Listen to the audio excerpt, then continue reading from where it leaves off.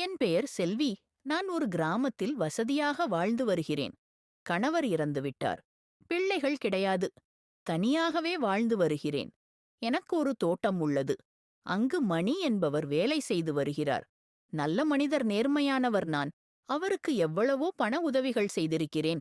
எனக்கு ரொம்ப நாட்களாகவே என் தோட்டக்காரனின் வாட்டர் பாட்டிலில் இருக்கும் தண்ணீரை எப்படியாவது குடிக்க வேண்டும் என்கிற ஆசை இருந்து கொண்டே இருந்தது.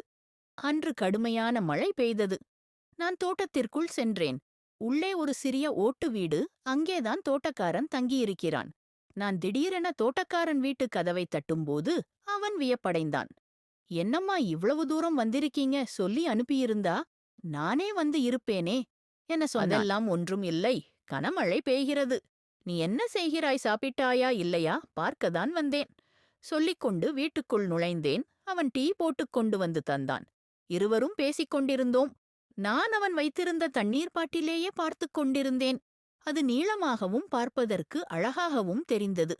அவன் புரிந்து கொண்டான். "முதலாளியம்மா, ஏன் என் தண்ணீர் பாட்டிலேயே பார்த்துக் கொண்டிருக்கிறீர்கள்?" எனக் கேட்டான். "எனக்கு அது பிடித்திருக்கிறது. உன் தண்ணீர் பாட்டிலை என்னிடம் கொடு. நான் தண்ணீர் குடிக்க வேண்டும்" என சொன்னேன். அதன் பிறகு அவன் தண்ணீர் பாட்டிலை என்னிடம் கொடுத்தான். நான் தாகம் தீரும் வரை தண்ணீர் குடித்தேன். மழை நின்னுருச்சு. நான் வீட்டுக்குப் போகிறேன். சிறிது நேரம் கழித்து நீ வா. நான் உனக்கு சாப்பிட உணவு தயார் செய்து வைக்கிறேன் சொல்லிவிட்டு சென்றேன்.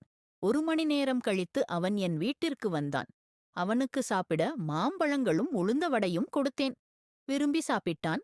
அதன் பிறகு என் கஞ்சி பானையில் இருந்த கஞ்சியையும் அவனுக்கு சாப்பிடக் கொடுத்தேன். கஞ்சி மிகவும் சுவையாக உள்ளது என சொல்லி மிச்சம் வைக்காமல் சாப்பிட்டான். அன்று முழுவதும் அவனுக்கு விருந்து கொடுத்துக் கொண்டே இருந்தேன். அவன் வேலைக்காரன். நான் முதலாளி என்கிற தாழ்வு மனப்பான்மை என்னிலிருந்து ஒளிந்தது. இப்பொழுது இருவரும் நல்ல நண்பர்களாக இருக்கிறோம். இன்று வரையில் இருவரும் நல்ல நண்பர்களாகவும் சந்தோஷமாகவும் வாழ்ந்து வருகிறோம். பிடித்திருந்தால் லைக் மற்றும் சப்ஸ்கிரைப் பண்ணுங்க.